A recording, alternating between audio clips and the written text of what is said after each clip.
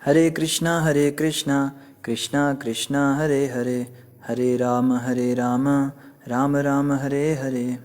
हरे कृष्णा। आप सभी भक्तों का हार्दिक स्वागत है आज की श्रीमद् भागवतम की इस कक्षा में। स्वागतम सुस्वागतम। और हम चर्चा कर रहे हैं श्रीमद् भागवतम तृतीय स्कंद और 27वें अध्याय के ऊपर, जिसका नाम है प्रकृति का ज्ञान, जो कि दिया जा रहा है कपिल भगवान के द्वारा अपनी माता देवहूति को। तो जल्दी से हम रिकैप करते, कल हमने क्या पढ़ा था। कल हम पढ़ रहे थे कि मुक्त जीव को किस प्रकार से परमेश्वर का साक्षात्कार होता है। और जैसे हम सूर्य की बात कर रहे थे, आकाश में सूर्य जिस प्रकार से दिखाई देता है, उसी प्रकार से एक मुक्त पुरुष अपने शरीर के अंदर अपनी पहचान को जानता है, अपने अस्तित्व को समझता है, आत्मा को अलग और पदार्थ को अलग रूप में देख पाता है। लेकिन अन्य मनुष्य ऐसा नहीं कर पाते। तो इसी श्रृंखला में आज हम पढ़ेंगे श्रीमद् भागवतम तृतीय स्कंद अध्याय 27 श्लोक संख्या 13 से प्रारंभ करेंगे। इस प्रकार स्वरूप सिद्ध आत्मा सर्वप्रथम त्रिविध अहंकार में और तब शरीर, इंद्रियों एवं मन में प्रतिबिंबित होता है। यद्यपि ऐसा लगता है भक्त पांचों तत्वों, भोग की वस्तुओं, इंद्रियों तथा मन और बुद्धि में लीन है, किंतु वह जागृत रहता है और अंधकार से रहित होता है। तो यहाँ बताया जा रहा है कि देखने में ऐसा लगता है कि भक्त जो है वो पांचों तत्वों में लीन है। अग्नि, पृथ्वी, वायु, आकाश, जल, इन्हीं से निर्मित उसका शरीर है, ऐसा लगता है। भोग की वस्तुओं से वो लिप्त है। भक्त भी, शुद्ध भक्त भी देखने में लगता है ना, वो भी खा रहा है। देखो प्रभु जी कैसे संत हैं ये तो इतना लड्डू पेड़ा उड़ा रहे हैं, इतना ज़्यादा खा रहे हैं, इनको तो कोई संयम ही नहीं है इनकी ज़बान पर, देखो कितना खाते हैं ये। और इंद्रियों तथा मन और बुद्धि में लीन है। देखने में लगता है देखो ये तो इतना बड़ा भक्त है, मगर ये एसी की गाड़ियों में बैठते हैं, इतने बड़े बड़े आश्रमों में इनके कमरे होते हैं। आप बताओ कैसा कलयुग आ गया है। अब कलयुग में संत महात्मा भी बड़ी बड़ी गाड़ियों में घूमने लगे हैं, लोग ऐसे बोलते हैं ना। और मन बुद्धि में लीन ऐसा लगता है, किंतु वह जागृत रहता है और अंधकार से रहित होता है। ऐसा कभी नहीं होता कि वो उन चीज़ों से लिप्त हो जाए। भक्तों को ना देख के कभी जज नहीं करना चाहिए। हम भक्तों को देख कर जज कर जाते हैं तो हमसे अपराध हो जाते हैं। अभी जैसे एक बहुत बड़े वैष्णव थे, महाप्रभु के अनुयायी थे, उनका नाम था स्वरूप दामोदर गोस्वामी। स्वरूप दामोदर गोस्वामी ललिता जी के अवतार थे। तो एक बार स्वरूप दामोदर गोस्वामी गदाधर पंडित के पास आए। श्रील गदाधर पंडित जो हैं वो राधा रानी के अवतार हैं। तो जब स्वरूप दामोदर गोस्वामी ने गदाधर पंडित के पास आए तो उन्होंने बोला, आज आपको एक बहुत बड़े महान वैष्णव के दर्शन कराने ले चलता हूँ, बहुत विरक्त वैष्णव हैं। तो गदाधर पंडित ने सोचा पता नहीं कौन से महात्मा के पास जा रहे हैं, तो वो जो है तैयार हो गए और चलने लगे। अब जो है वो लेकर गए उनको पास, एक बहुत बड़े भक्त के पास उनको लेकर गए। उनका नाम था श्रीला पुंडरीक विद्यानिधि। पुंडरीक विद्यानिधि गोस्वामी जो थे ये वृषभानु जी के अवतार थे, बहुत महान भक्त थे। लेकिन जब गदाधर पंडित ने उनको देखा तो क्या देख रहे हैं, जैसी दरवाजा खोला तो पीतल के बिस्तर के ऊपर मखमल के चादरें बिछी हुई हैं और गद्दे बिछे हुए हैं, उसके ऊपर ये आराम फरमा रहे हैं। और इधर से एक सेविका उनको चावल ढुला रही है, उधर से एक सेविका पीकदान हाथ में लिए हुए है और ये मुंह में पान चबा रहे हैं, मुंह में पान चबा के उसको थूक रहे हैं पीकदान के अंदर। और मखमल के कपड़े पहने हुए हैं, रेशमी कपड़े पहने हुए हैं, और सामने खाने पीने का इतना सामान रखा है। और ये जो है ये छवि इन्होंने देखी गदाधर पंडित ने, तो इनके मुंह से अकस्मात ही ये शब्द निकले कि ये वैष्णव है या विलासिता की मूर्ति है। आप कहते हो मुझे बहुत बड़े महान वैष्णव के पास आप ले जाने वाले थे स्वरूप दामोदर गोस्वामी, ये तो देखने से लग रहा है विलासिता की मूर्ति है, ये तो भौतिक भोगों में ही फंसे हुए हैं, कितना भोग कर रहे हैं। तब गदाधर पंडित ने जब इस तरह से कहा तो ये जो स्वरूप दामोदर गोस्वामी थे इन्होंने बोला कि आपको ऐसा लगता है ये विलासिता की मूर्ति है। अभी देखो, अभी मैं बताता हूँ। तुरंत उन्होंने भागवतम का एक श्लोक पढ़ा जिसके अंदर भगवान श्री कृष्ण के दया का वर्णन है। अहो बकीयम स्तन कालकूटम, कि एक राक्षसी पूतना भगवान कृष्ण को जहर पिलाकर मारने के लिए आई, अपने स्तनों पर विष लगाकर दूध के नाम से जहर पिलाने। और ऐसे भगवान दयालु हैं कि उस पूतना राक्षसी को भी अपना धाम दे दिया, उसको अपनी दाई बना दिया, अपनी माँ का स्थान दे दिया, क्योंकि उसने दूध पिलाया। तो कम व दयालु, ऐसा दयालु व्यक्ति और कहाँ मिलेगा संसार में। तो ये जो श्लोक सुना पुंडरीक विद्यानिधि ने तुरंत ही अपने कपड़े फाड़ दिए, मखमल के कपड़े फाड़ दिए, पीकदान को फेंक दिया और सारी सेविकाएं घबरा गई, ये क्या हो गया, और जंप लगाकर कूदे उस पीतल के बिस्तर से नीचे और फर्श पर लौटने लगे, ऐसे तड़पने लगे जैसे मछली बिना पानी के तड़पती है, और चिल्लाने लगे, हाय ऐसे महान कृष्ण से, ऐसे जो इतने दयालु कृष्ण हैं, ऐसे कृष्ण से मेरी प्रीति नहीं हो पाई, कब मेरा उनसे प्रेम होगा। इस प्रकार से जोर जोर से बोलकर और सारे कपड़े अपने चिथड़े चिथड़े करके अपने शरीर पर भी उन्होंने घाव बना लिए, खून की धाराएं बहने लगी और मुंह से फेन निकलने लगा, और ऐसी उनकी हालत हुई, वो फेन मुंह से निकलता है और बेहोशी होकर गिर गए। बड़ी बड़ी दयनीय स्थिति हो गई। उनको होश में लाने के लिए इतने सारे लोग आए और वो दोनों वैष्णव जो हैं वहाँ पर बैठे और उन्होंने उनको होश में लाना चाहा। तब गदाधर पंडित को इतना बुरा लगा, उन्होंने सोचा देखो मैंने कितनी बड़ी गलती कर दी, इतने महान वैष्णव को मैंने उनके कार्यकलाप से आंकने की कोशिश करी, उनके शारीरिक या उनके वैभव को देखकर मैंने उनका गलत आकलन कर लिया, बड़ा बड़ा अपराध हुआ, ये तो इतने महान भक्त निकले। तो उस अपराध से क्षमा मांगने के लिए, उस अपराध से बचने के लिए गदाधर पंडित ने बाद में पुंडरीक विद्यानिधि से दीक्षा ली, उनके गुरु उनको बनाया अपना, उनके शिष्य बन गए। तो उन्होंने कहा जब तक इनका शिष्य नहीं बन जाता तब तक मेरा अपराध मोचन नहीं हो पाएगा। तो कहने का अर्थ है कि वैष्णवों को हम शारीरिक दृष्टिकोण से नहीं पहचान सकते, हम उनके कार्यकलाप देखकर नहीं कह सकते कि ये तो भक्तों वाले काम है क्या, ये तुम इतने बड़े संत हो गए, अब तक गुस्सा करते हो, तुम्हारा गुस्सा तो खत्म नहीं हुआ, तुम्हारे गुरुजी इतना गुस्सा करते हैं, इतना चिल्लाते हैं बात बात पे, अरे संतों को ऐसा थोड़ा ना होना चाहिए। या तुम्हारे गुरुजी देखो कितने लालची हैं, बड़े बड़े मंदिर बनाने के लिए पैसों पे पैसे मांगे जा रहे हैं, अरे जब देखो पैसे मांगते रहते हैं, तुम इस कौन वालों को कोई काम नहीं है क्या, ये कोई भक्ति है, ये तो धंधा है, तुमने धंधा बना रखा है। जन्माष्टमी पे तुम लोग अलग से VIP की लाइन बनाते हो, ज्यादा पैसा दोगे तो ठाकुर जी के ज्यादा नजदीक ले जाते हो उन लोगों को, धंधा खोल रखा है तुम लोगों ने, क्या है ये सब। तो भैया ये सब कार्य क्यों कर रहे हैं आप बताओ ना। वो अब कोई व्यक्ति पैसे लेकर लोगों से और अपनी जेबें भरे, अपने घर में पैसा दे, अपनी पत्नी को बच्चों को मकान दुकान बनाए अपने, तो आप कहे वो भी उस व्यक्ति को, अरे जो भगवान की लक्ष्मी को भगवान की सेवा में लगा रहा है उसको आप कैसे कह सकते हो इस तरह से। और उसने मना थोड़ा ना किया आपको, लाइन में लगो, आप लंबी लाइन में लगो, पैसे अगर नहीं है आपके पास, दर्शन ही ठाकुर जी के दर्शन करने आए हो ना, तुम क्यों उनसे जल रहे हो जिनको कम समय में दर्शन हो रहे हैं। जिसके पास पैसे हैं वो पैसों को भगवान की सेवा में लगाए, जिसके पास समय है वो अपने समय को भगवान की सेवा में लगाए। और उस विषयी व्यक्ति को मंदिर में लाने के लिए अगर उसको लालच दे दिया कि चलो जल्दी दर्शन करा देंगे, तेरा पैसा भगवान की सेवा में लगाएंगे, तो उस पैसे से भगवान की तो सेवा कर रहे हैं, वो अपनी सेवा थोड़ा ना कर रहे हैं। वो ठाकुर जी के लिए मंदिर बना रहे हैं, वो तो आज हैं कल नहीं रहेंगे, पर ठाकुर जी तो यही रहेंगे ना, उस मंदिर में कौन रहेगा, आप लोग ही आओगे दर्शन करने। तो हमें ईर्ष्यालु नहीं बनना चाहिए, ऐसे संतों महात्माओं के प्रति अपराध नहीं करना चाहिए, इससे बहुत भक्ति में हानि हो जाती है।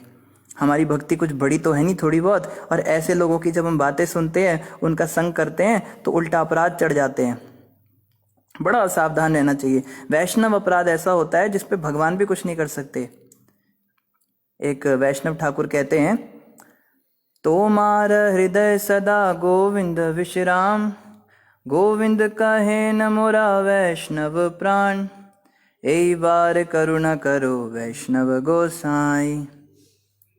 और आगे वो कहते हैं, हरि स्थाने अपराधे तारे हरि नाम, तोमार स्थाने अपराधे नाही परित्राण, एक बार करुणा करो वैष्णव गोसाई। कहते हैं आपके हृदय में तो सदा गोविंद विश्राम करते हैं, इसलिए गोविंद कहते हैं वैष्णव मेरे प्राण हैं। जो भक्त होते हैं ना भगवान के, वो भगवान के प्राण होते हैं। एक व्यक्ति ने पूछा, कृष्ण भगवान को सबसे अधिक क्या प्रिय है, उनको सबसे अधिक क्या प्रिय है। उनको वृंदावन प्रिय है, गौएं प्रिय है, ब्राह्मण प्रिय है, माखन मिश्री प्रिय है, गोपियां प्रिय हैं। कहा भगवान श्री कृष्ण को सबसे अधिक अपने भक्त प्रिय हैं। ऐसे प्रिय भक्तों के प्रति अपराध ना करना, क्योंकि कहा ना कि तो हरि स्थाने अपराधे तारे हरि नाम, कोई भगवान को गाली निकाल दे तो भगवान के नाम का जाप करने से शुद्ध हो जाएगा। लेकिन तोमार स्थाने अपराधे ना ही परित्राण, अगर ऐसे महान भक्तों की, वैष्णवों के प्रति हम अपराध कर देते हैं, उनके बारे में उल्टी उल्टी बातें करते हैं, सुनते हैं, उलझुल हरकतें करते हैं उनके आगे, उनको नीचा दिखाते हैं, उनके साथ मार कुटाई करते हैं या उनकी निंदा चुगली करते हैं, तो गोविंद भी नहीं बचा सकते फिर तो।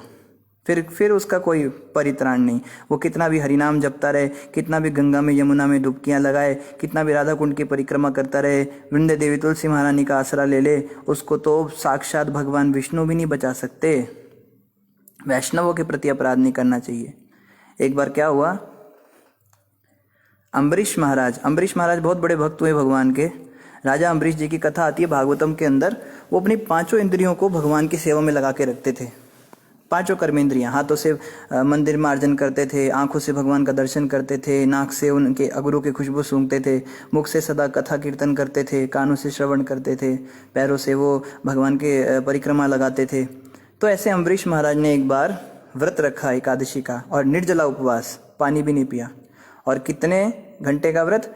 एक दिन का नहीं, एक महीने का नहीं, 1 साल तक निर्जला रहे।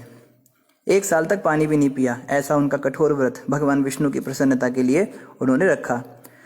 तो व्रत के बाद ना पारण का समय होता है। जब भी आप में से जो भक्त एकादशी व्रत रखते हैं वो इस बात को जानते हैं कि एकादशी का व्रत तभी सफल माना जाता है जब द्वादशी को समय के साथ पारण किया जाए। उतने से उतने बजे के बीच में ही अन्न चखना होता है। अगर वो समय निकल जाए तो फिर व्रत जो है, पारण का समय आने वाला था अगले दिन। तो अम्बरीश महाराज ने पूरी तैयारी की, ब्राह्मणों को इकट्ठा किया, गऊ में तैयार की, दान करने के लिए सारी भूमि और सारी संपत्ति सब इकट्ठा कर लिया, भोजन पकवाया, बड़े बड़े भक्तों को पहले खिलाकर फिर खाएंगे, सब कुछ तैयारी हो गई। अब अगले दिन जब सुबह में पारण काल आने ही वाला था तो दुर्वासा मुनि वहां पे पधार गए। तो दुर्वासा मुनि बड़े फेमस हैं अपने क्रोध के लिए, बड़े जाने माने हैं। तो जब दुर्वासा मुनि वहां पर पहुंचे तो अम्बरीश महाराज ने बोला कि भाई पारण वारण बाद में, इतने महान संत आए हैं, दुर्वासा मुनि आए हैं, तो इनका सत्कार करना चाहिए। तो दुर्वासा मुनि को प्रणाम किया, उनको स्थान दिया, आसन दिया, बिठाया, बोला कि आप जो हैं बताइए हम आपकी क्या सेवा करें। तो दुर्वासा मुनि को पता था कि इनका व्रत है निर्जला, लेकिन तो भी उन्होंने जानबूझ के कहा कि मैं जरा अपने शिष्यों के साथ स्नान करके आता हूँ नदी से, जब तक मैं स्नान करके आऊँ तब तक आप मेरी सारे प्रबंध कर दीजिए खाने पीने का। और दुर्वासा मुनि चले गए। अब पीछे से लोग घबरा गए, ये कहते अगर दुर्वासा मुनि लेट हो गए, हमारा पारण का समय निकल गया। पत्नी ने भी व्रत रखा हुआ था। तो अम्बरीश महाराज और उनकी पत्नी दोनों जो हैं खड़े हुए वेट करने लगे। सारी तैयारी तो पहले से ही थी। तो ऐसा ही हुआ, दुर्वासा मुनि ने लेट कर दिया। अब जो है समय बीता जा रहा है, तो पारण समय जो है लगभग समाप्ति की ओर था। तो सीनियर्स से डिस्कस किया अम्बरीश महाराज ने, जो ब्राह्मण वहाँ पे श्रेष्ठ ब्राह्मण उपस्थित थे, उनको पूछा कि अभी हमें क्या करना चाहिए। तो उन ब्राह्मणों ने कहा आप ऐसा कीजिए राजन, आप कुछ खाइए मत, अन्न मत खाइए, क्योंकि दुर्वासा मुनि आए हुए हैं, पहले उन्हें खिलाना पड़ेगा। आप पानी ले लीजिए, थोड़ा सा पानी चख लीजिए, बस मुंह में थोड़ा सा पानी आप डालेंगे तो आपके व्रत का पारण हो भी जाएगा और पारण नहीं भी होगा, क्योंकि आपने अन्न तो खाया नहीं है, अतिथि का भी अनादर नहीं होगा। तो उन्होंने कहा ठीक है। उन्होंने और उनकी पत्नी ने थोड़ा सा जल ले लिया। बस दुर्वासा मुनि को पता लग गया वहां पर, इन्होंने मेरे को खिलाए बिना पानी पी लिया। तुरंत दुर्वासा मुनि प्रकट हो गए और आकर कहते हैं, दुष्ट, तूने मेरी बड़ी घोर मेरे प्रति अपराध किया है। अतिथि का सत्कार किए बिना तूने जल ग्रहण किया, तेरी इतनी हिम्मत। अब देखो इन क्षत्रियों के अंदर इतना साहस हो गया है कि ब्राह्मणों को पूछे बिना खा पी लेते हैं। अभी रुक, तेरे को मैं बताता हूँ। तुरंत उन्होंने अपनी एक जटा फाड़ी और जमीन पर उसको पटका और उसके अंदर से एक बहुत बड़ा राक्षस उत्पन्न कर दिया और उस राक्षस को आज्ञा दी, खत्म कर दो इसको। और दुर्वासा मुनि के आज्ञा पानी थी, वो राक्षस तुरंत दौड़ा इनके पीछे, अम्बरीश महाराज के पीछे। लेकिन अम्बरीश महाराज तस से मस नहीं, वो हिले भी नहीं। उन्हें किस बात की घबराहट। देखो जो हरि के भक्त होते हैं ना, उन्हें निडर हो जाना चाहिए। एक लक्षण ये भी है भक्ति में आगे बढ़ने का कि हम निडर हो जाएंगे। पहले जब छोटी छोटी बातों पे हम डर जाते थे, अब हमारे अंदर डर निकल जाएगा। ये भक्ति का एक लक्षण है। तो वो तो निडर थे, उन्हें तो कोई फर्क नहीं था। तुरंत क्या हुआ, भगवान विष्णु की उंगली से सुदर्शन चक्र जी निकले और सीधा वैकुंठ से इधर आ गए, धरती पर प्रकट हुए और काट दिया उस असुर को। पहले तो असुर को काटा और उसके बाद दुर्वासा मुनि की तरफ देखने लगे। अब दुर्वासा जी घबरा गए, ये क्या हो रहा है। और जो ये सुदर्शन चक्र जी थे, ये दुर्वासा मुनि की ओर आने लगे। अब दुर्वासा मुनि भागे, दुर्वासा मुनि भाग रहे भरे पूरे पृथ्वी का भ्रमण कर लिया उन्होंने, मगर ये सुदर्शन उनका पीछा नहीं छोड़ रहे हैं।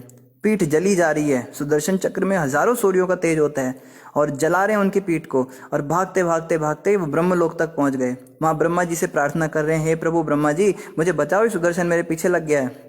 ब्रह्मा जी कहते हैं, सॉरी, मैं कुछ नहीं कर सकता, ये भगवान विष्णु का सुदर्शन चक्र है, हम तो इनको प्रणाम करते हैं। तो भागते भागते शिव जी के पास पहुंच गए कैलाश में। बोलते हैं महादेव आप मेरी रक्षा कीजिए। तो महादेव कहते देखो भैया, भगवान विष्णु का सुदर्शन चक्र है, मैं भी कुछ नहीं कर सकता, आप उन्हीं के पास जाओ।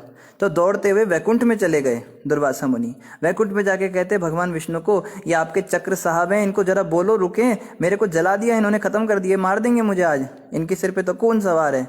विष्णु भगवान कहते सॉरी, मैं भी कुछ नहीं कर सकता, क्योंकि सुदर्शन चक्र को मैंने आज्ञा नहीं दी थी, खुद ही आ गए थे। कहते उपाय बताइए फिर कैसे होगा, कैसे बचूंगा मैं। कहते हैं कि जिसके प्रति अपराध किया उसी के पास जाओ, उन्होंने क्षमा कर दिया तो ही आपका पीछा छोड़ेंगे। तो दुर्वासा मुनि झट वहां से भागते भागते अम्बरीश महाराज के चरणों में आकर गिर गए। और देखो 1 साल बीत गया उनको आने में। ऐसे बताते हैं ना, ऊपर के लोगों पर जो समय होता है वो अलग गति से चलता है। तो इस पृथ्वी पर 1 साल बीत गया था इतने में, जब वो ब्रह्मलोक और ऊपर से होकर आए थे दुर्वासा मुनि।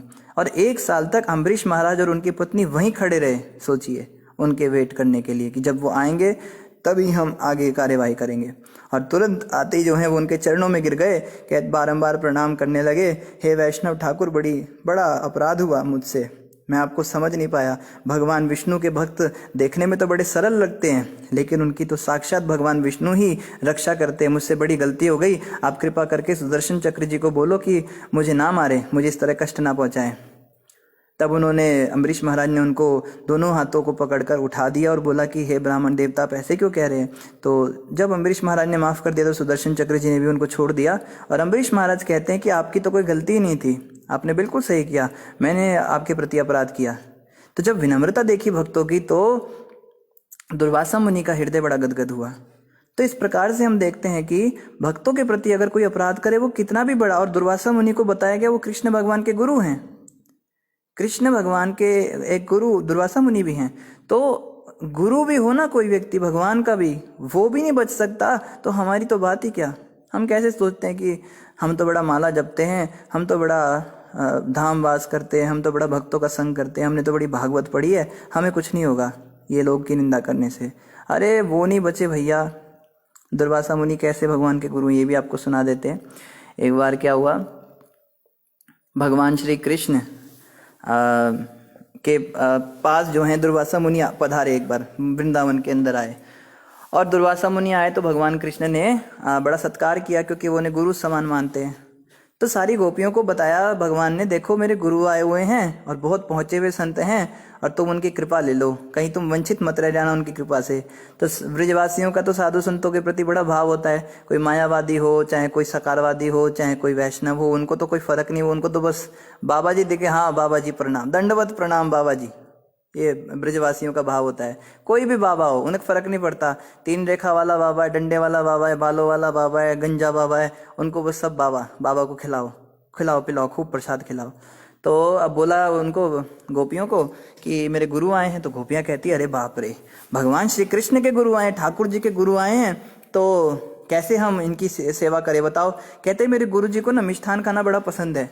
कहती है अभी बनाते हैं। तो गोपियों ने फटाफट जो है जबरदस्त जलेबियां निकाल रही है, कोई पकौड़े निकाल रही है, कोई रसमलाई निकाल रही है, कोई संदेश निकाल रही है, कोई मसाला डोसा, कोई पेपर डोसा, कोई इडली, कोई पूड़ी, कोई पोलन पोली, कोई जो है अलग अलग चीज़ें बना रही हैं गोपियाँ, जो भी बना सकती थी। और बढ़िया बढ़िया जो है प्रसाद अपनी टोकरियों में भरा और बड़ी बड़ी टोकरियाँ सिर पर लाद के और चल पड़ी दुर्वासा जी को परोसने के लिए। अब रास्ते में यमुना मैया पड़ गई और आसपास कोई नदी के आसपास कोई बोट भी नहीं थी। थोड़ा पानी ला दोगे। तो जब कोई बोट भी नहीं थी तो गोपियों ने सोचा कि अब हम कैसे पार करें इस नदी को। तो यमुना जी तो रास्ते में पड़ गई, तो भगवान कृष्ण के पास आई सबकी सब, कहती है कान्हा ये देखो रास्ते में यमुना है, अभी इसको कैसे पार करें हम, तुम्हारे गुरुजी तो यमुना पार बैठे हैं। तो कृष्ण भगवान कहते हैं तुम ना यमुना के पास जाके बोलना अगर कृष्ण नैष्टिक ब्रह्मचारी है तो हे यमुना रास्ता छोड़ो। तो सारी गोपियां हंसने लगी, कहती तुम्हारी लीलाएं तो हमें पता है, गोपियों के साथ तुम्हारी क्या लीलाएं होती, तुम ब्रह्मचारी कब से हो गए भैया। तो कृष्ण भगवान ने कहा जैसा कहा है वैसा करो। तो गोपियां गई वहां पे बड़े सरल भाव से यमुना मैया के सामने हाथ जोड़कर सब कहती हैं कि यदि कृष्ण नैष्टिक ब्रह्मचारी है, नैष्टिक ब्रह्मचारी मतलब जिसने किसी स्त्री का स्पर्श भी ना किया हो जीवन में, उसको नैष्टिक ब्रह्मचारी कहते हैं। तो हे यमुना मैया रास्ता छोड़ो। और सारी की सारी भौचक्की रह गई देखकर, यमुना मैया ने सच में रास्ता छोड़ दिया।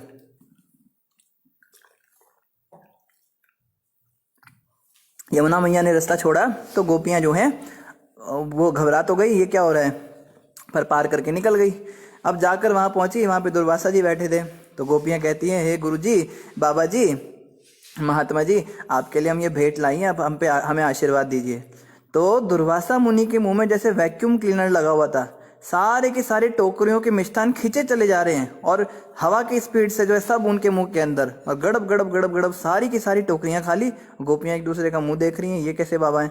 तो जब सब खा लिया, डकार लगाई, तो बाबा कहते हैं, बहुत संतुष्ट हुए, बहुत अच्छा तुमने भोजन बनाया, धन्यवाद तुम सबका, तुम सबको आशीर्वाद, तुम सब पे कृपा हो। तो सारी गोपियां प्रणाम करके जाने लगी। अब जब जाने लगी तो फिर से यमुना पड़ गई रास्ते में। अब वो सोचती हैं वापस कैसे जाएं, इधर तो आ गए जैसे आना था। तो जाके वो दुर्वासा मुनि को बोलती हैं कि हे महात्मा जी, जब हम आ रही थी तब तो हमें कान्हा ने रास्ता बता दिया था, अब हम वापस कैसे जाएं, यमुना को पार कैसे करें। तो उन्होंने कहा, तुम ना ऐसा बोलना यमुना के पास जाके कि हे यमुना मैया, अगर इस दुर्वासा मुनि ने जीवन में दूब यानी घास के तिनके के अलावा कुछ भी अपने मुख में ग्रहण ना किया हो तो रास्ता छोड़ो। गोपियां फिर एक दूसरे का मुंह देखने लगी, अभी अभी हमारे सामने इतना हलवा पूड़ी मिठाई सब खा गया और ये कह रहा है कभी घास के तिनके के अलावा कुछ खाया ना हो तो रास्ता छोड़ो।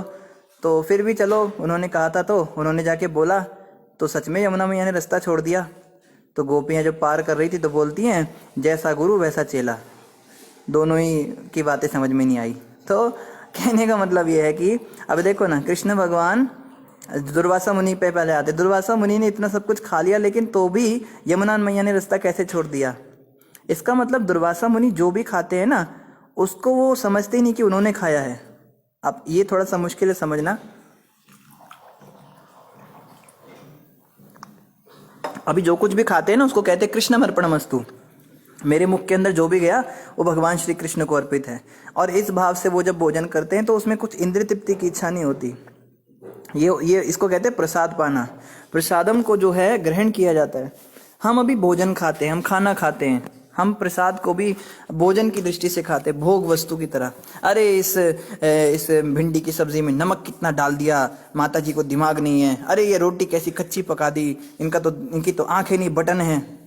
कोई कहता है कि वाह पनीर की सब्जी, सारी की सारी हड़प लेगा। तो इस प्रकार से भोग वृत्ति हमारी होती है। लेकिन दुर्वासा जी का ऐसा भाव नहीं था। दुर्वासा जी जो भी भोग की वस्तु खाते थे वो तुरंत क्या सोचते थे, ये तो कृष्ण को अर्पण करना है, ये तो भगवान कृष्ण का है। इस प्रकार से कृपा प्रसाद के रूप में तो वो लेते थे। तो इसीलिए उन्होंने कभी जीवन में कुछ खाया ही नहीं था, खाकर भी नहीं खाया था। और कृष्ण भगवान ब्रह्मचारी कैसे, कृष्ण भगवान यूं तो गोपियों के साथ नाना प्रकार की लीलाएं करते हैं, लेकिन वास्तविक रूप में कृष्ण ने कभी स्त्री का स्पर्श भी नहीं किया। उनकी भावना दूषित नहीं थी। कहने का मतलब, काम वासना से पूरित होकर जब कोई नवयुवक किसी नव युवती के साथ जो क्रीड़ा करता है, इस संसार के अंदर जो कार्य होते हैं वो जो है गलत होते हैं। लेकिन कृष्ण भगवान जब गोपियों के साथ कोई लीला करते हैं तो उसमें काम का लेश मात्र भी नहीं होता, उसमें लस्ट नहीं होता है। और गोपियां कोई और तो है नहीं, कृष्ण की ही शक्तियां हैं, भगवान कृष्ण के ही शरीर से प्रकट हुई हैं, उनकी अपनी ही क्रिएशन है। तो शक्तिमान अपनी शक्तियों से खेल रहा है।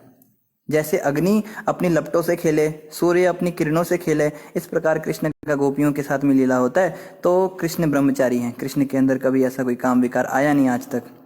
तो खैर, ये तो दुर्वासा मुनि की बात हो गई। तो यहाँ पे कहा जा रहा है कि जो भक्त होता है उसके कार्यकलाप देखकर हम उसको जज ना करें। जैसे अम्बरीश महाराज को दुर्वासा मुनि ने देखा है तो सिंपल सा है, तो अपराध कर दिया, उसके बाद भुगतना पड़ गया उनको, 1 साल तक बेचारे परेशान रहे। तो हमें अगर कोई भक्त बड़ा सिंपल सा दिख रहा है, ज़्यादा बातें नहीं बना रहा है, ज़्यादा शास्त्रों का ज्ञान नहीं दे रहा है, तो हम उसको ऐसे लाइटली लेने लगते हैं, ये तो ऐसा ही है। पर बहुत सावधान रहना चाहिए। आगे कह रहे, जीवात्मा स्पष्ट रूप से दृष्टा के रूप में अपने अस्तित्व का अनुभव कर सकता है, किंतु प्रगाढ़ निद्रा के समय अहंकार के दूर हो जाने के कारण वह अपने को उस तरह विनष्ट हुआ मान लेता है जिस प्रकार संपत्ति के नष्ट होने पर मनुष्य अपने को विनष्ट हुआ समझता है। तो जीवात्मा तो यूं तो स्पष्ट रूप से दृष्टा के रूप में अपने अस्तित्व का अनुभव कर सकता है। ये बहुत मुश्किल काम नहीं है। कोई कहता है ना, प्रभु जी आत्मा करके कैसे समझे खुद को, नॉर्मल कि हम आत्मा है, हम शरीर नहीं है। ये बातें सुनने में तो बड़ी अच्छी लगती है शास्त्रों की, लेकिन इसको फॉलो कैसे करें। तो कपिल भगवान कह रहे हैं ये बड़ा सरल है, बहुत ही ईजी है।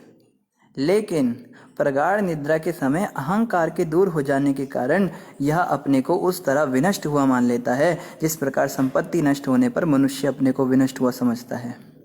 हमारी समस्या यह है कि हम अपने आप को शरीर मान लेते हैं। जैसे किसी की संपत्ति नष्ट हो जाए तो वो व्यक्ति सोचता है मैं तो खत्म हो गया। अभी आप बताइए, किसी की संपत्ति नष्ट हुई तो वो व्यक्ति थोड़ा ना नष्ट हो गया।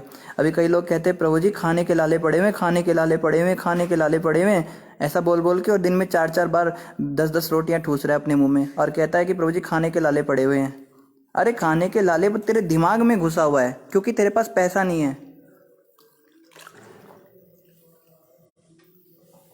तो अगर किसी की जॉब चली जाती है और उसका थोड़ा बहुत कर्जा उसके सिर पे हो जाता है तो तुरंत कहता है प्रभु जी खाने के लाले पड़ गए।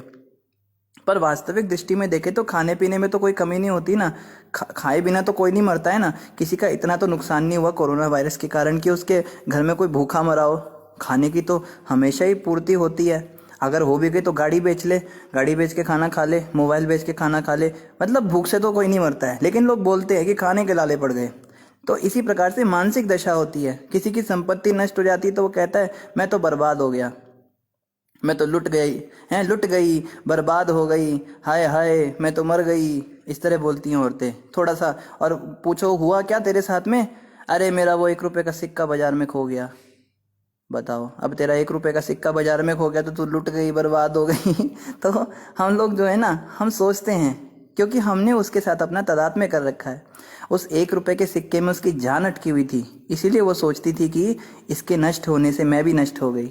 या फिर उस व्यक्ति ने अपने जॉब के अंदर अपनी जान समा कर रखी हुई थी, इसीलिए उसको लगता था मेरी जॉब चली गई मतलब मैं बर्बाद ही हो गया।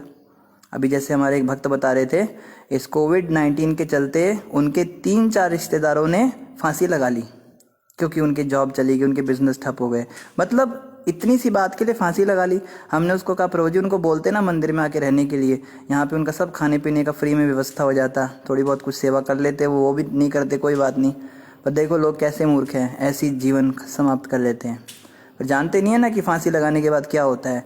फांसी लगाने के बाद में प्रेत की योनि भुगतनी पड़ती है, 10,000 साल तक भूत प्रेत बन के भटकना पड़ता है। लोग सोचते हैं ना कि बस हम अपना जीवन समाप्त कर देंगे और सारी प्रॉब्लम खत्म, नस काट लेंगे और फिर सब प्रॉब्लम खत्म। कर्जा चुकाना पड़ेगा तब तक जब तक जिंदा है, मरने के बाद कौन कर्जा चुकाने के लिए आएगा हमारे पास, कौन वसूली करने आएगा। लेकिन ऐसी जो मौत मरते हैं उनको बहुत कष्ट मिलता है। तो इस प्रकार की हमारी हालत है ना, इसीलिए हम शरीर नहीं, हम आत्मा है। तो ये चीज़ जो है समाप्त तभी होगी जब हम इस बात को, अपने आप को संपत्ति से विलग मानेंगे कि मैं ये पैसा नहीं हूँ, मैं ये 1 रुपए का सिक्का नहीं हूँ, मैं ये घर नहीं हूँ, मैं ये जॉब नहीं हूँ, यहाँ तक कि मैं शरीर भी नहीं हूँ। तभी तो समझ में आएगा ना कि मैं आत्मा हूँ। आगे कह रहे, जब मनुष्य परिपक्व ज्ञान के द्वारा अपने व्यक्तित्व का अनुभव करता है तो अहंकारवश वह जिस स्थिति को स्वीकार करता है वह उसे प्रकट हो जाती है। यानी कि मनुष्य वास्तव में अपने व्यक्तित्व का अनुभव करता है और अहंकारवश वो स्थिति को स्वीकार करता है। अभी जैसे एक एग्जाम्पल श्रील विनोद बिहारी बाबा जी देते हैं कि मान लो आपने सट्टा लगाया, ठीक है, वैसे आप में से कोई लगाइएगा मत, सट्टा लगाने के लिए प्रभुपाद जी ने मना किया है, फिर भी वो एग्जाम्पल दे रहे हैं। मान लो कभी आप लोग लगा लो,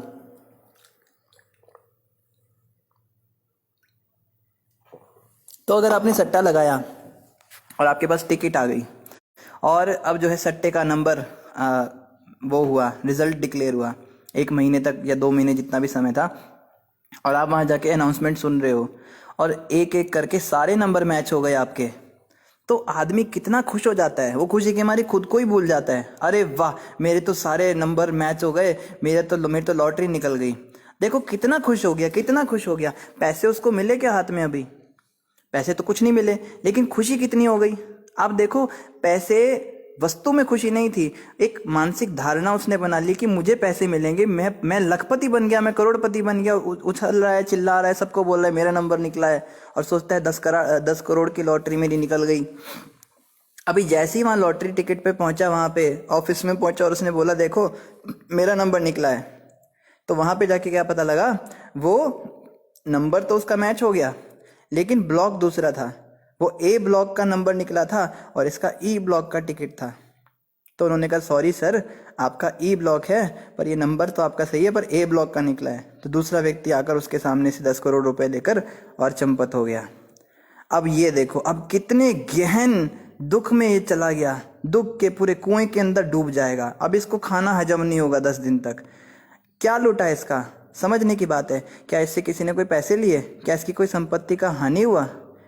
इसके पास पैसे थे ही नहीं, पर इसने मानसिक रूप से सोच लिया था कि ये सारे पैसे मेरे हो गए, और अभी मानसिक रूप से इसने सोच लिया कि मेरे तो पैसे वो व्यक्ति ले गया। अब इसे उस पर गुस्सा आ रहा है, देखो वो मेरे पैसे ले जा रहा है, जबकि वो पैसे इसके कभी हुए ही नहीं थे। इसको कहते हैं मानसिक रूप से मान लेना, और इसको मनोवैज्ञानिक लोग यूज करते हैं इस टेक्निक को लोगों को बीमारियों से दूर करने के लिए। तो ये केवल एक मानसिक अवधारणा है। इस संसार के अंदर कोई व्यक्ति बहुत अमीर है तो वो केवल मानसिक रूप से सोच लेता है कि मैं बड़ा अमीर हूँ, मैं बड़ा खुश हूँ। और कोई व्यक्ति अगर बड़ा अच्छा गाने लगता है तो वो सोचता है मैं तो सारी जिंदगी ऐसा ही रहूँगा। लेकिन सुख जो है वो कोई वस्तु से नहीं आता, वो तो एक मानसिकता से आता है। जैसे एक उदाहरण हम देखते हैं, बहुत बड़ी एक कोई इमारत है, बहुत बड़ी कोई बिल्डिंग है। मान लो बॉम्बे में कोई बहुत बड़ी बिल्डिंग है, और उस इलाके की सबसे महंगी बिल्डिंग है, और उस सबसे महंगी बिल्डिंग के अंदर एक 5वें माले पर एक घर है, फ्लैट है। वहाँ पे फ्लैट कटते हैं ना, बहुत आलीशान बंगला बना रखा है, बहुत बढ़िया, उसमें टाइल लगी हुई है, बहुत महंगे महंगे उसमें उसने सामान लगा रखे हैं। इतना बड़ा, इतनी बड़ी दीवार नहीं है जितना बड़ा टीवी लगा रखा है, और बहुत बढ़िया सा गद्दा है, बहुत बढ़िया सोफा है, उस पर बैठकर और अपनी पत्नी से झगड़ा कर रहा है, और ये सोच रहा है कि इस औरत ने मेरी जिंदगी बर्बाद कर दी।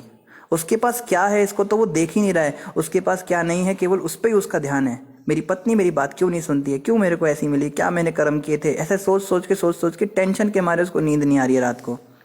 और दूसरी ओर एक भिखारी है, रिक्शा चलाता है, और जो रिक्शा चलाता है उसी रिक्शा के ऊपर सो रहा है, और मस्त अपनी पत्नी के साथ में बैठ के वो खाना खाता है, उनके साथ हंसी मजाक कर रहा है। और घर में पंखा भी नहीं है, पंखे के नाम पर एक वो छोटा सा कोई टूटा सा पंखा चल रहा है, उसमें से हल्की हल्की हवा निकल रही है, शायद नहीं निकल रही है, और वो पत्नी के साथ हंसी मजाक करके बैठ के अपना आनंद ले रहा है जिंदगी का।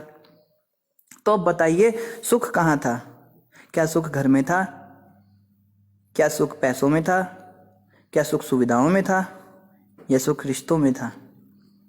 सुख केवल एक मानसिक दशा है। इसने मानसिक रूप से मान लिया कि मैं सुखी हूँ, उसने मानसिक रूप से मान लिया कि मैं दुखी हूँ। तो वस्तुओं से वास्तव में सुख नहीं आता। ये बहुत बड़ी बात है सीखने की। यहाँ पे जो बता रहे हैं कपिल भगवान, हमारे बच्चों को बचपन से दिमाग में भर देते हैं, बेटा तुझे पैसे कमाने हैं, पैसे कमाने हैं और खुश होना है, तू एंजॉय करेगा। अगर तूने पढ़ाई नहीं करी, तेरी जॉब नहीं लगेगी, तेरे को पैसे नहीं मिलेंगे, तू, ये हमारे दिमाग में बचपन से बातें भर दी गई। पैसे से खुशी मिलेगी, पैसे से खुशी मिलेगी, पैसे से खुशी मिलेगी। तो लेकिन पैसों से खुशी नहीं मिलती भैया। इस बात को हम नहीं समझा पाते अपने बच्चों को। बेटा रिश्तों से तेरे को खुशी मिलेगी, एक अच्छा व्यक्ति बनने से तुझे खुशी मिलेगी, दूसरों का भला करेगा तो खुशी मिलेगी। हम तो बच्चों को ये सिखाते हैं ना कि बेटा कोई किसी का नहीं होता संसार में, बस अपना फायदा निकाल तू। तेरे को भी अपने बाप की तरह 2 नंबरी, तेरा बाप 2 नंबरी, तुझे बनना है 4 नंबरी, तो उससे भी 2 हाथ आगे निकलना घोटालेबाजी करने में। और बाप भी बेटे को यही सिखाता है, बेटा मैंने भी इस बिजनेस को आगे बढ़ाने के लिए कितनों के पैर कुचले, कितनों के सर कुचले अपने पैरों से, तू भी यही करना। लेकिन इतने पैसे बनाने के बाद क्या तुम सुखी हो गए? तो तुम अपने बच्चे को क्यों उस रास्ते पे लगा रहे हो? उसको तो समझाओ ना कि कम से कम वो तो गलत रास्ते पे ना निकले। तो इन बातों से हमें समझ में आता है कि सुख तो जो है वो भगवान के चरणों में है, भक्ति में है, अच्छा व्यक्ति बनने में है। भक्त जो होते हैं वो सब अच्छे व्यक्ति होते हैं। भक्त कभी किसी का बुरा नहीं चाहते। भक्त बनने से ही हमारा कल्याण है। अगर हम भगवान के भक्त ना बन के बहुत पैसे वाले बन गए तो क्या फायदा है बताओ? उस बिल्डिंग वाले की तरह फिर अगले दिन वो बिल्डिंग वाला सुसाइड कर लेता है। एक बार एक कॉलोनी थी, तो पूरी कॉलोनियाँ होती है ना अलग अलग, जैसे हम भी एक कॉलोनी में रहते हैं, यहाँ पे वृंदावन गार्डन कॉलोनी इसका नाम है। तो कॉलोनी के अंदर जितने भी लोग रहते थे उन्होंने एक फेस्टिवल किया, साल का एक एनुअल फेस्टिवल किया। तो उस एनुअल फेस्टिवल में सारे कपल को बुलाया, जितने भी दंपत्ति थे, पति पत्नी सब इनवाइटेड थे। तो वहाँ पे वो कहते हैं इस कॉलोनी के अंदर एक भी घर ऐसा नहीं है जिसमें झगड़ों की आवाज़ ना आती हो। हर घर से झगड़ों की आवाज़ आती है, कभी पत्नी चिल्लाती, कभी पति चिल्लाता है। लेकिन इस कॉलोनी के अंदर एक ऐसा घर है जिसके अंदर हमेशा हंसने की आवाज़ें आती हैं। ये दोनों पति पत्नी हमेशा हंसे हैं और इनके घर से कभी भी चिल्लाने की, झगड़ने की आवाज़ें नहीं आती। हमेशा हंसते हैं, ज़ोर ज़ोर से हंसते हैं। तो उनको अवार्ड दिया, सबने तालियां बजाई बहुत, और वो दोनों बड़े अवार्ड ले रहे हैं और फोटो ही खिंचा रहे हैं। तो जब वो जाने लगे तो एक व्यक्ति ने पूछा कि हम जानना चाहेंगे कि सीक्रेट क्या है, इसका राज क्या है, ये हमेशा हंसते क्यों रहते हैं। तो उस व्यक्ति ने कहा, देखो ये सीक्रेट मैं तुम्हारे सामने खोल रहा हूँ। क्या होता है ना, झगड़े हमारे अंदर भी होते हैं। अच्छा, फिर आप क्या करते हो? कहते झगड़े में, हमारे झगड़े ज़्यादा छोटे मोटे नहीं होते, हमारे झगड़े थोड़े ज़्यादा सीरियस हो जाते हैं। मेरी पत्नी जो है मेरे सिर पर बर्तन फेंकना शुरू करती है। अच्छा, फिर क्या होता है? बर्तन अगर मेरे सिर पे लग जाए तो वो हंसती है, नहीं लगे तो मैं हंसता हूँ। इसलिए आपको केवल हंसने की आवाज़ें आती हैं। तो लोगों को समझ में आया, देखो संसार के अंदर धोखा है, धोखे में संसार है। वास्तव में संसार के अंदर ना हर व्यक्ति दुखी रहता है पैसों के कारण, और रिश्तों को नहीं निभाता, भक्त नहीं बनता। जो व्यक्ति भक्त बनेगा ना, वही व्यक्ति सुखी रहेगा। बाकी देखने में लगेगा अरे वो तो बड़ा हंसते हैं, पर अंदर की बात पता लगेगी क्यों हंसते हैं। यही सब की स्थिति है संसार में। तो हमें इस बात को समझना है, हमें भक्त बनना है भगवान का, उसी से हमारा कल्याण है। आगे क्या कह रहे हैं? देवहूति रुवाच। अभी तो कपिल भगवान ने बहुत सारे ज्ञान की बात कही, अब देवहूति माता प्रश्न करेगी।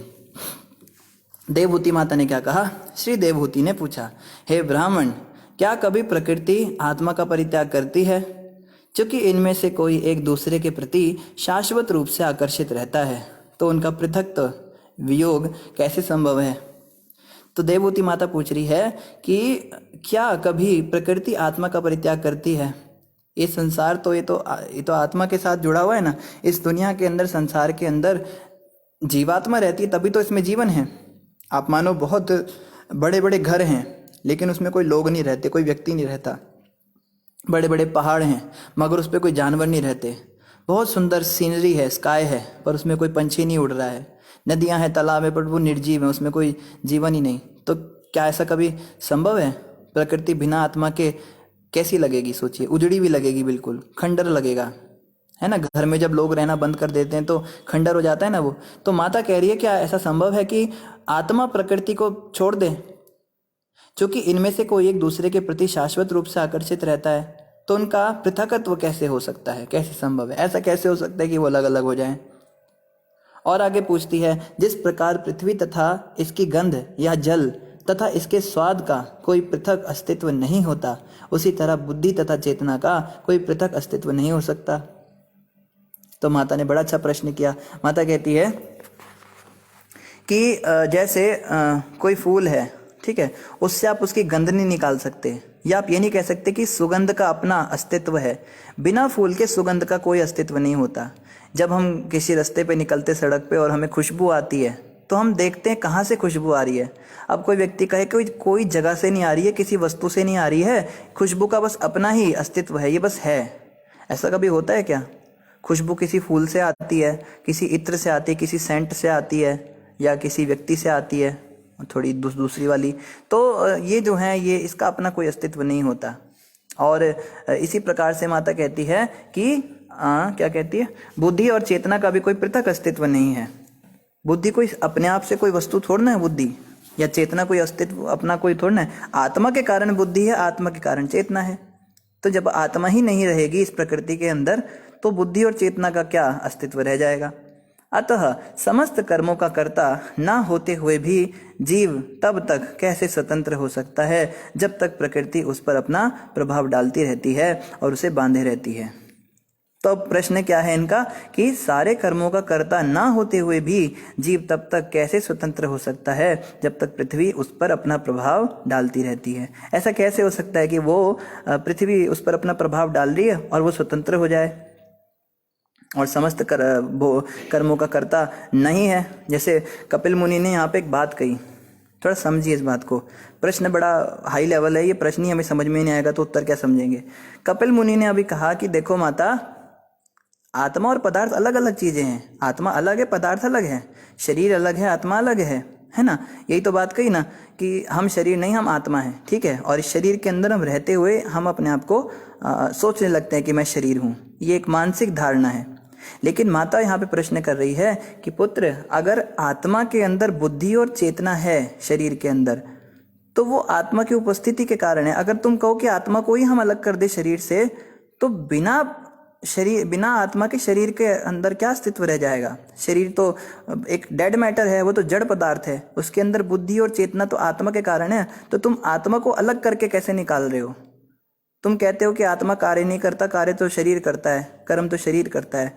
ठीक है, तुम्हारी बात मान गई, लेकिन इस बात को हम प्रैक्टिकली कैसे समझें? व्यवहारिक दृष्टि से मुझे समझाओ।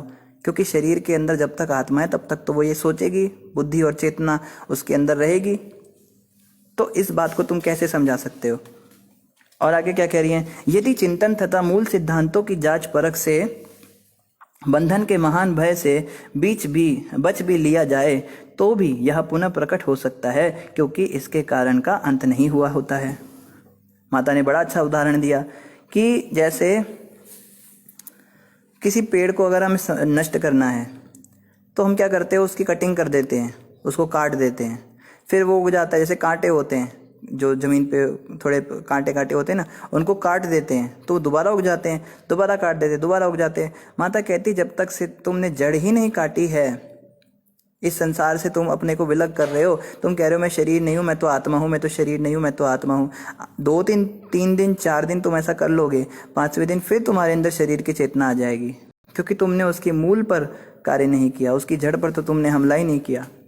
वास्तव में तो तभी ऐसा संभव हो पाएगा ना, जब शरीर छोड़ ही देगा आत्मा को। जब शरीर रहेगा ही नहीं तब आत्मा बोल पाएगी ना कि मैं शरीर नहीं हूँ। जब तक शरीर के अंदर है तब तक बोल लेगा 2-4 दिन, पर है तो शरीर के अंदर ही वो, तो कभी ना कभी वो वापस आ जाएगी चेतना उसकी।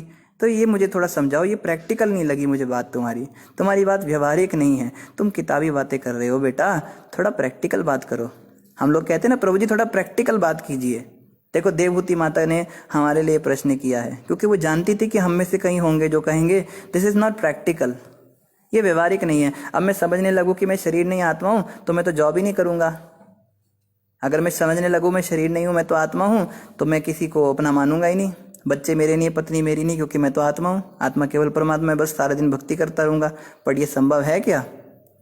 तो दुनिया ही रुक जाएगी। लोग कहते हैं ना कि सभी भक्त बन गए तो दुनिया ही रुक जाएगी। तो देखो कपिल भगवान इसका उत्तर देंगे। श्री भगवानुवाच, भगवान ने कहा यदि सेवा करता है और दीर्घ काल तक मेरे विषय में या मुझसे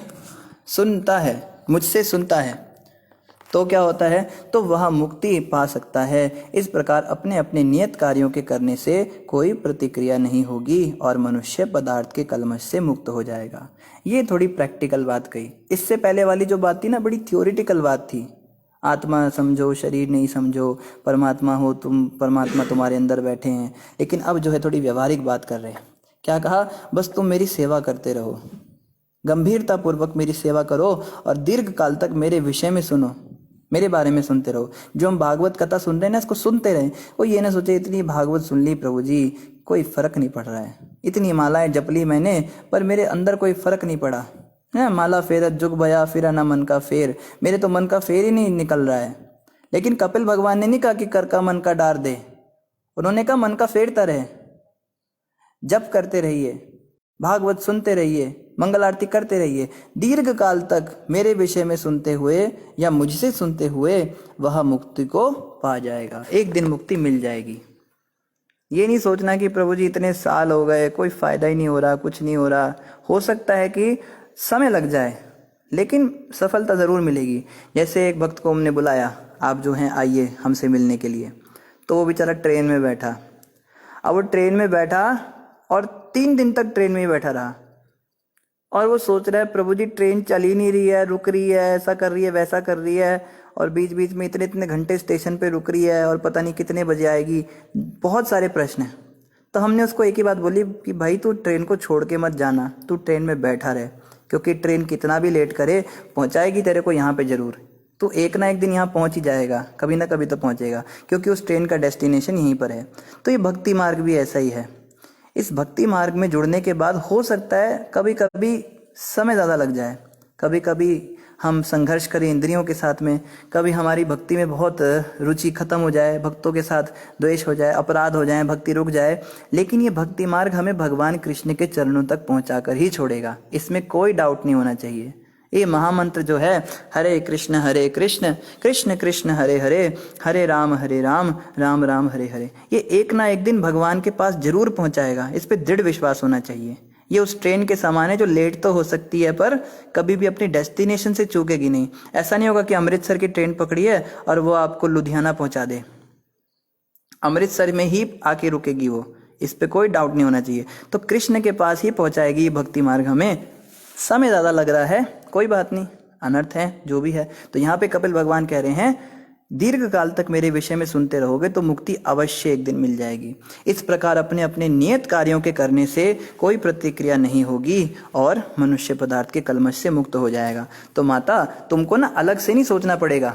माता को पता है क्या लगा, देवभूति माता को लगा मुझे अलग से जरा किसी नदी के किनारे बैठ के आंख बंद करनी होगी और सोचना होगा मैं शरीर नहीं आत्मा, मैं शरीर नहीं आत्मा, मैं शरीर नहीं आत्मा, आत्मा का खात्मा, बस ये सोचना पड़ेगा।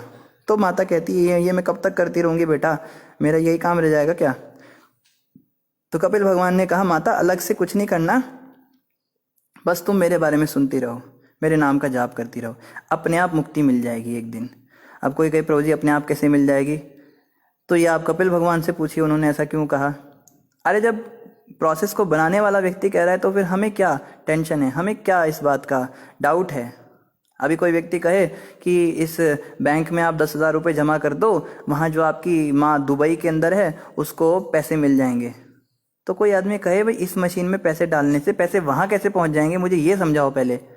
वो कहीं वो हमारा सिस्टम है, बैंक का अपना सिस्टम है, और वो कहता है मैं तो रुपए दूंगा तुमको, वो वहाँ पे तो दिनार चलते हैं, वो मेरा जो रुपया है वो धर्म में कैसे बदल जाएगा।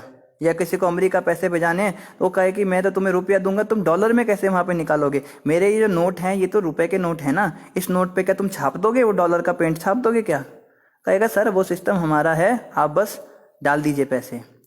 तो हमें इतना नहीं सोचना कैसे होगा, मंत्र जपने से थोड़ा ना होता है। लोग इतने चक्र खोलते हैं, कुंडलिनी जागृत करते हैं, सिद्धियां करते हैं और अष्टांग योग करते हैं, पहाड़ों पे एक टांग पे खड़े रहते हैं, कोई काला बाबा, कोई गोल्डन बाबा, कोई पायलट बाबा, कोई हवाई बाबा, कोई पानी वाला बाबा, दुनिया भर के बाबा बनना पड़ता है, जटाजूट रखनी पड़ती है। ऐसे थोड़ा ना बस नाचने से भगवान मिलेंगे।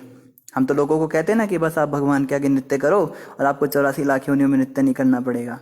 लोग भड़क जाते हैं, है नाचने से भगवान मिलते हैं, नाचने से भगवान मिलते तो जितने नचेड़ी संसार में होते हैं सबसे ज्यादा तो उन गलत स्त्रियों को भगवान मिलते, वो इतना नाचती रहती हैं।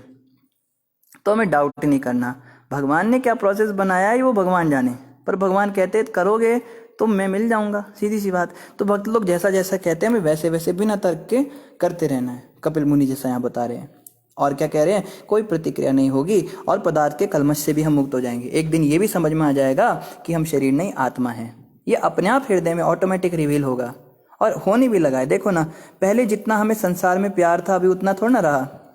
कोई अगर कहे प्रभु जी हम पे तो कोई फर्क ही नहीं पड़ रहा है, हम तो बिल्कुल चिकने खड़े हो गए, जैसे हमारे अंदर आज तक ये फीलिंग नहीं आई कि हम आत्मा हैं, कभी भी फीलिंग नहीं आती। लेकिन आप ध्यान से सोचिए तो माता जी, ध्यान से तो सोचिए प्रभु जी, कि आज से जितने भी साल पहले आपने भक्ति करना शुरू किया, 1 साल पहले, 10 साल पहले, 5 साल पहले, 100 साल पहले, जब भी आपने भक्ति शुरू करी थी, तब आपकी स्थिति कैसी थी? उस समय कितना अच्छा लगता था, बढ़िया बढ़िया खा लूँ, बढ़िया बढ़िया कपड़े पहनूं, जगहों में घूमूं, घूमने जाऊं, कितना समय बर्बाद करते थे। लेकिन आज अगर वही जगहों पे जाने को बोला जाए तो कितना दिमाग में जोर पड़ता है, अरे इतने घंटे यहाँ पे घूमने से अच्छा मैं माला ही कर लेती, अपनी मेरी माला ही पूरी हो जाती। आता है ना दिमाग में, अरे देखो ये लोग शॉपिंग में इतना इंटरेस्ट ही नहीं आता, शादी की शॉपिंग हो रही है, वो सब अलग अलग कपड़े पहन रही, देखो मैं इस कपड़े में कैसी लग रही हूँ, मैं वैसी लग रही हूँ।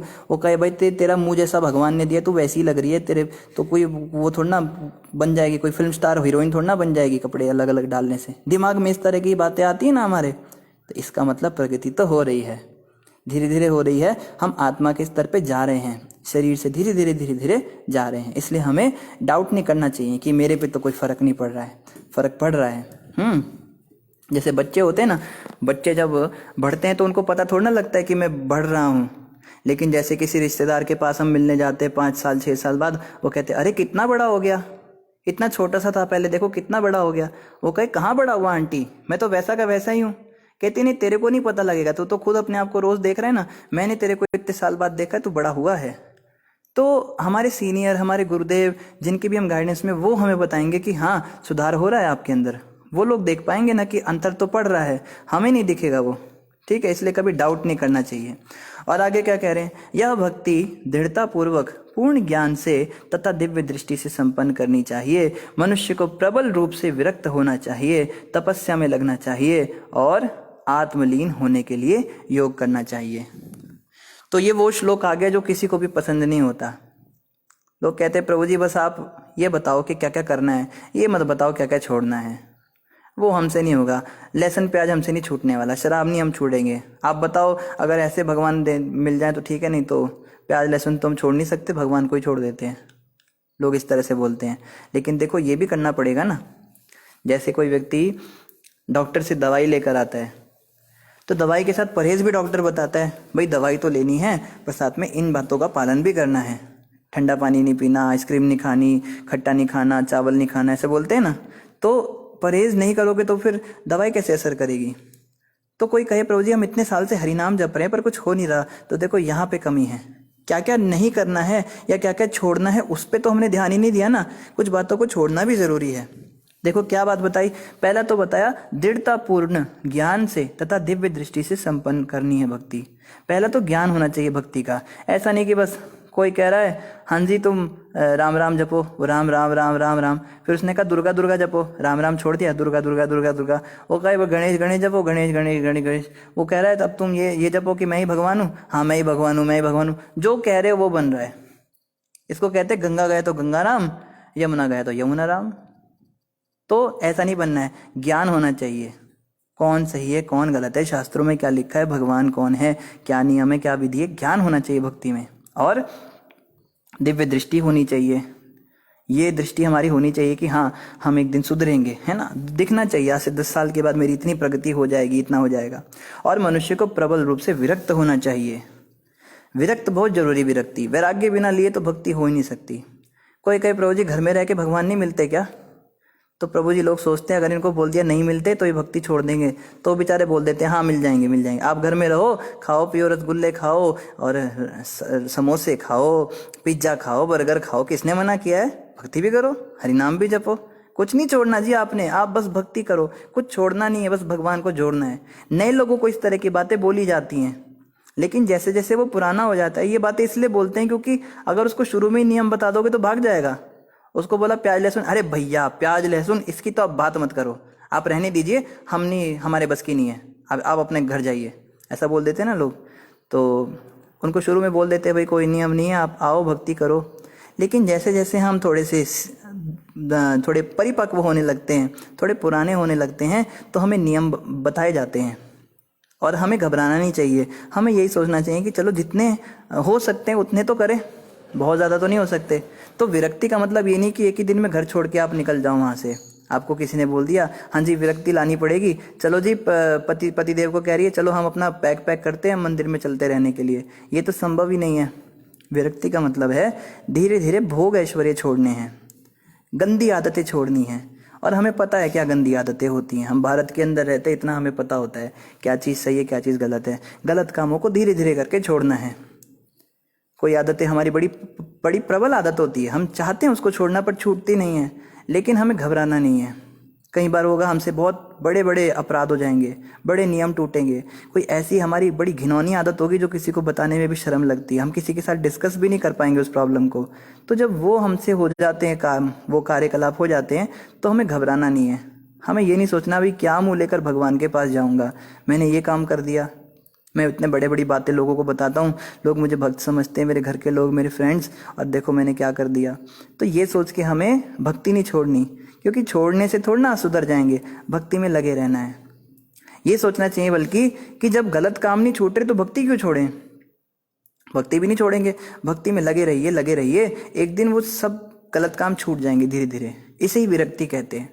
विरक्ति का मतलब ये नहीं है कि जटा जूट रखना है और साधु बाबा बन जाना है।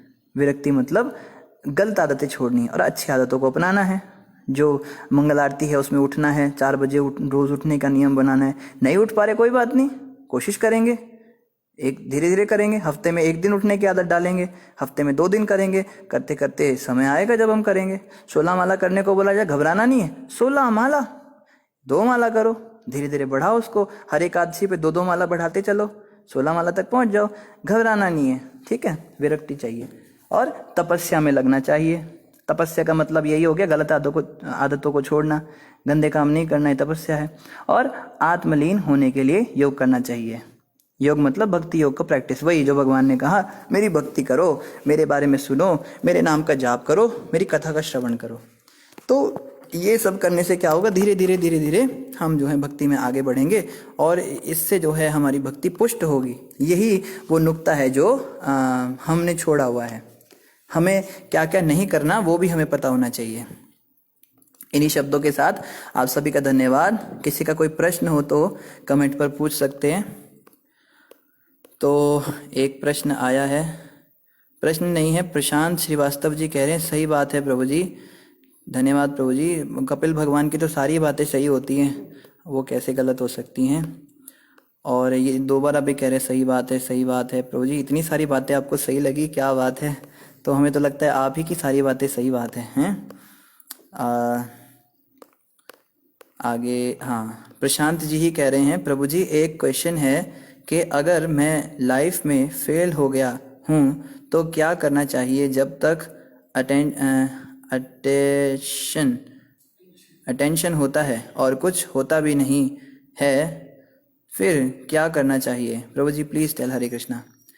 तो प्रशांत प्रभु देखो, फेल तो कोई होता ही नहीं है। मैं आपको बताऊं, फेल आप तब तक नहीं होंगे जब तक आपने मान नहीं लिया कि आप फेल हो चुके हो।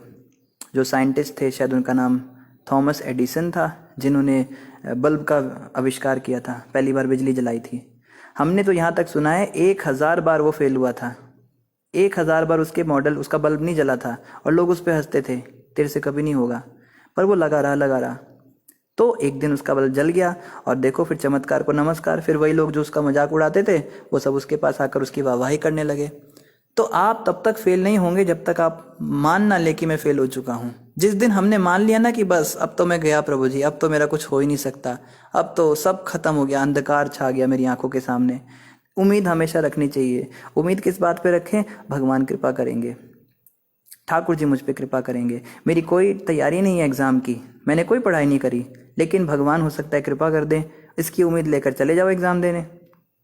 मेरे पास कोई पैसे नहीं हैं बड़े बड़ी नौकरी खोलने के, बड़े बड़े काम करने के, लेकिन भगवान शायद कृपा कर दें, इसलिए मुझे कृपा के आश्रित रहना है भगवान की। मेरा कोई साधना नहीं है, जब तप नहीं है, मुझसे नियम भी टूट रहे हैं, भक्तों के प्रति भी मेरा भाव अच्छा नहीं है, संतों का मुझे सत्कार करना नहीं आता, घर में मेरे माहौल इतना ख़राब है, लेकिन तो भी मुझे भगवत प्राप्ति हो जाएगी।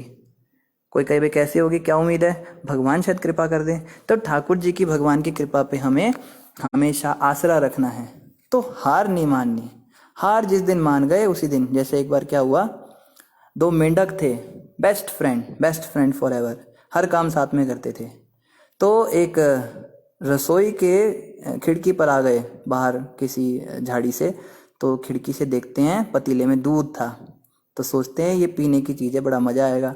तो दोनों जो हैं उस पतीले में जंप मारकर कूद गए। अब जब कूदे तो देखा है तो पतीला बड़ा गहरा है, अब डूबने लगे। जब मरने लगे तो चिल्ला रहे हैं बचाओ बचाओ बचाओ, चिल्ला रहे हैं, पैर मार रहे हैं दूध में, पैर फड़फड़ा रहे हैं और कोशिश कर रहे हैं निकलने की, पर निकल नहीं पा रहे हैं बाहर, बहुत ऊंचा है पतीला, ठीक है। अब क्या हुआ, उनकी आवाज़ सुनकर उनके बहुत सारे मेंढक दोस्त आ गए, खिड़की पर खड़े हो गए और देखने लगे, देखो क्या क्या हो रहा है। लोग ना आ जाते हैं तमाशा देखने के लिए, मदद करने कोई नहीं आता।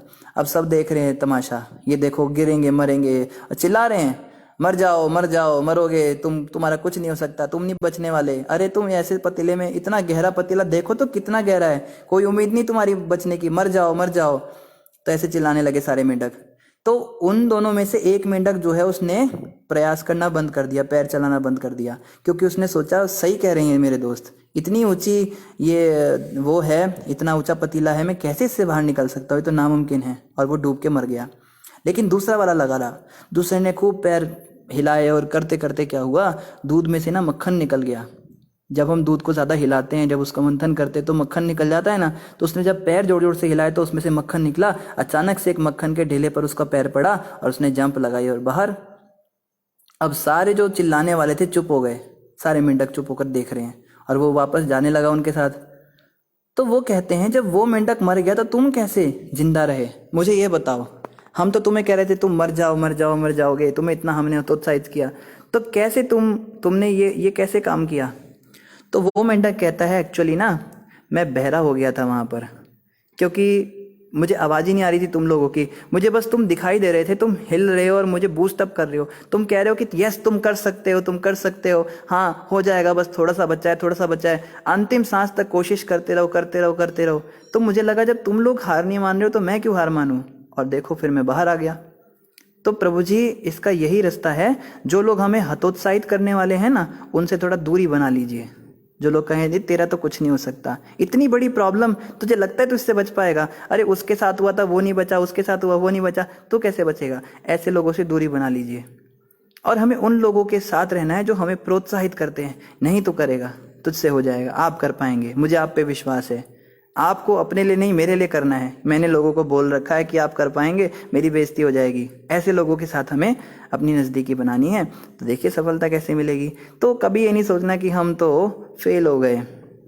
जब हमने चलना सीखा था ना तब भी कितनी बार फेल हुए थे, ज़मीन पर कितनी बार गिरे थे, पर हमने कोई चलना थोड़ा ना बंद कर दिया था। अगर उस समय हम गिर ही गए होते तो आज भी गिरे हुए ही होते। जब साइकिल चलाना सीखा था तब कितनी बार गिरे थे। तो हमने बचपन से यही किया है, गिर कर संभले हैं, और जब तक आप हार नहीं मानोगे तब तक आप हारोगे नहीं। इस फॉर्मूले को आप अपनाओ प्रभु, तो हमें आशा है कि ये आपके काम आएगा। अर्जुन रवानी जी कह रहे हैं हरे कृष्णा प्रभु जी, भगवान की भक्ति करने में घर वाले बोलते रहते हैं इतना भक्ति करने से क्या होगा, घर कैसे चलेगा, ऐसे में क्या करे प्रभु जी। तो अर्जुन जी कुछ तो लोग कहेंगे, लोगों का काम है कहना, लोग बोलते रहेंगे हम चलते रहेंगे। बल्कि जब हम ऐसी स्थिति में होते हैं ना तब तो हमें ज़्यादा भक्ति कर पाते। मैं आपको बताऊं, जब मैं घर पे रहता था ना तो मैं ज़्यादा अच्छा माला कर पाता था, मेरी जप बहुत अच्छा होता था, सुबह में ज़्यादा तीव्रता से उठ पाता था, क्योंकि ना मेरे लिए चैलेंजिंग होता था कि मेरे घर वाले मुझे रोक कैसे रहे हैं, ये रोक के दिखाएं मुझे भक्ति में। अभी देखता हूँ मेरी माँ कुछ बोलती थी, मैं अब तो जरूर करना है, मतलब पहले तो करना हो चाहे ना करना हो, मेरी माँ ने कह दिया ना मंदिर नहीं जाना, उस दिन तो जरूर जाना है। तो ये तो उल्टा अच्छी परिस्थिति है। मैं तो अब सोचता हूँ कैसी हालत हो गई, देखो मंदिर में हम रह रहे हैं, यहाँ पे सारी अनुकूल वातावरण है, यहाँ चारों तरफ कोई कुछ मतलब चैलेंजिंग बात करने वाला ही नहीं है। उल्टा लोग कहते हैं प्रभु जी ये तो उठ ही जाएंगे, इनको क्या उठाना है। वो तो हमें लगता है चलो हम तो उठ ही जाएंगे, फिर हम नहीं उठ पाते सुबह। तो एक्चुअली में आपकी स्थिति तो मुझसे भी ज़्यादा अच्छी है, भक्ति करने के लिए ज़्यादा अनुकूल है। ऐसे परिवार में जब हम रहते हैं जहाँ पे लोग हमें चैलेंज दें, उसको एक्सेप्ट करना चाहिए कि ये कहते हैं इतनी भक्ति से क्या होगा, अब इनको भक्ति करके दिखाता हूँ क्या होगा, अब इनको कोई चमत्कार दिखाता हूँ ठाकुर जी का। और छोटे मोटे ठाकुर भगवान चमत्कार करते भी हैं जीवन में, फिर उसको बताओ देखो तुम ऐसा कहते थे ना, भक्ति के प्रभाव से देखो क्या हो गया। तो ये तो बहुत ही अच्छी स्थिति है आपकी। इसको तो उल्टा आपको भगवान को ये कहना चाहिए कि मुझे हमेशा ऐसी परिवार में रखो, क्योंकि मैंने देखा है जिन लोगों की शादी ऐसे परिवार में होती है ना, जो भक्त परिवार होता है, वो लोग भक्ति में गिर जाते हैं, कम हो जाते हैं, क्योंकि वो बहुत ज़्यादा इजी लेने लगते हैं उसको। मेरी पत्नी तो भक्त है, मेरे को कुछ नहीं होगा, और सोचते हैं मेरी पत्नी भक्त है कुछ नहीं होगा, आराम से सोए पड़े रहते हैं। पत्नी भी खराटे मार रही है, पति भी खराटे मार रहा है, और वहाँ पे संसार दावनल हो रहा है मंदिर के अंदर। कह रहे हैं आज आए नहीं वो लोग, कहाँ रह गए। फिर अब शर्म के हमारे बता भी नहीं सकते सो रहे थे। तो प्रभु जी हमने ना घर में मंगल आरती कर ली आज, तो क्या बताओ उन लोगों का होगा। और इसके विपरीत जो व्यक्ति जिसकी पत्नी कहती है सुबह तुम उठ के दिखाना, तुम्हें मैं तुम्हारी टांगे तोड़ूंगी, तुम ऑफिस में जाके तुम सोते हो, तुम्हें थकान होती है, सुबह तुम उठ के दिखाना, वो तो जानबूझ के उठेगा। अभी तो इसकी बात मेरे को बिल्कुल गलत साबित करनी है। तो एक्चुअली में आपकी तो बहुत अच्छी स्थिति है, इसके लिए तो ठाकुर जी का धन्यवाद करना चाहिए ना। हम तो खुद सोचते हैं हमारी स्थिति वापस वैसी हो जाए तो कितनी तीव्र भक्ति होती थी, उस समय बड़ा भाव आता था घर में। अब तो कुछ रहा नहीं, चलो भगवान कृपा करेंगे हम पर भी। तो आशा है अर्जुन जी आपको बात समझ में आ गई। इन्हीं शब्दों के साथ आप सभी का धन्यवाद। ग्रंथराज श्रीमद् भागवतम महापुराण की जय, जगत गुरु श्रील प्रभुपाद की जय, गौर भक्त वृंद की जय। वैकुंठ प्रभु ने ग्रुप का लिंक डाल दिया है, आप सभी भक्त ग्रुप में ज्वाइन कर सकते हैं, सुबह जप कर सकते हैं 5 से 7 बजे सब मिलकर। और वैकुंठ प्रभु ने महाराज जी के आज के प्रवचन का भी लिंक डाल दिया है, तो इसको भी सब अवश्य सुनिएगा। हरे कृष्णा।